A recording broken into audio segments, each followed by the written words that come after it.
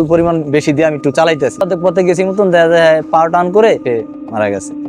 তারা কানবো কি, তাদের থেকে আমি কানতেছি বেশি। কিলিকা ওই যে আমাকে বলছে দয়া ভাই আমাকে একটু জরুরি ভাবে নিয়ে যান, কথাও বললো আমার সাথে, কিন্তু তবুও আমার সামনে দিয়ে চলে গেল। মানে খুব খারাপ লাগছে এই টাইমটা।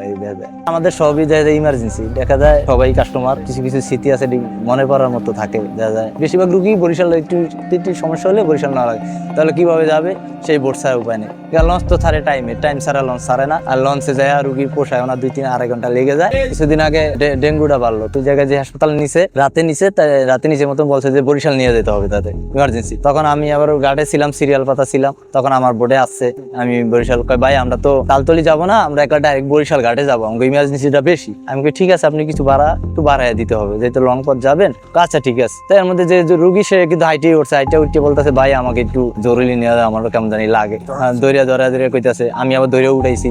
যে কোনো রুগী আমরা দৌড়িয়া উঠাই, আবার দৌড়িয়া নামাই দেই। বয়সও বেশি না, আমার একটা বয়সী, আমার খারাপ লাগে। আমি দূরত্ব ওই পরিমাণ বেশি দিয়ে আমি একটু চালাইতেছি। তাই নদীর অর্ধেক পথে গেছি মতন দেখা যায় পাওয়ার টান করে দেখা যায় সে নাই। এখন Which is the world-class cable brand?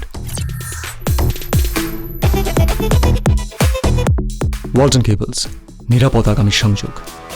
তার আম্মু বলতেছে দেখেন দি ভাই সে এমন করে কেন, ওখানে আমি তো দেখতেছি সে মারা গেছে।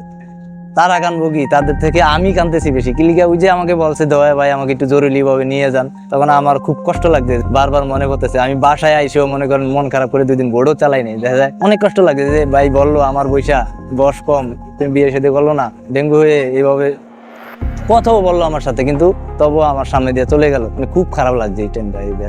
আমাদের সবই দেখা যায় ইমার্জেন্সি, দেখা যায় রুগী সবাই কাস্টমার, কিছু কিছু স্মৃতি আছে মনে পড়ার মতো থাকে। দেখা যায় এই তো আমার 2 দিন আগে একটা প্রেগনেন্ট মহিলা ছিল, তারা রুগী ঘাটে আসছে মতন, তখন বোট পায় না। তখন আমার এই জায়গা থেকে একজনের নাম্বার দিছে, ভাই এর সাথে যোগাযোগ করুন, বোট চালা না। আমি এই জায়গায় ছিলাম না, রাতে তো এই জায়গায় বাসায় ছিলাম। তা আমার বাসা আবার এই সবচেয়ে ধারেই বাসা, আমার বাসা ধারে থেকে আমাকে আবার ওই রুগী আলার হুন্ডা দিয়ে যায় নিয়ে আসে। আমার ফোন দিচ্ছে ভাই কই, আমি আমি তো বাসা থেকে বেরোতেছি। তাই এবার গাড়ি দিয়ে নিয়ে আসে মতন আমি তাদেরকে নিয়ে বোট ছাড়ছি। বোট ছাড়ার পর নদীর অর্ধেক পথে যাওয়ার পরে তারপর এই লগে যে মহিলা ছিল সে বলছে যে একটু সাইডে চাপাইতে হবে। তখন আমি বুঝতে পারছি যে জিনিসটা গুরুত্ব। তারা 4 জন ছিল। তখন মনে করেন আমি ওই নদী এক পাশে চাপায়া দিয়া, পুলে একটা খালা ছিল, খালার ভিতরে চাপায়া দিয়া আমি উপরে উঠে গেছি। তাদেরকে ওই একটা ছিল, ছাউনি ছিল, ওটা দিয়ে ঢেকে দিয়েছি। ঢেকে দেওয়ার পর তারপর আল্লাহর মতে তার সেও খুশি হয়েছে, আমরাও খুশি। না হাসপাতালে না লাগে না, আশা করছি। দিয়ে আমাকে গার্ডে শহরে মিষ্টি খাওয়াইছে, আবার বকশিসও দিছে।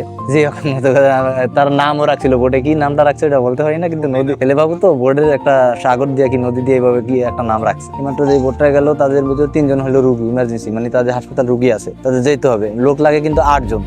সেই জায়গায় 3 জনের ভাড়া দিয়ে 6 জন মিলে গেছি, মানে 2 জনের ভাড়া দিয়ে 6 জন মিলে গেছে।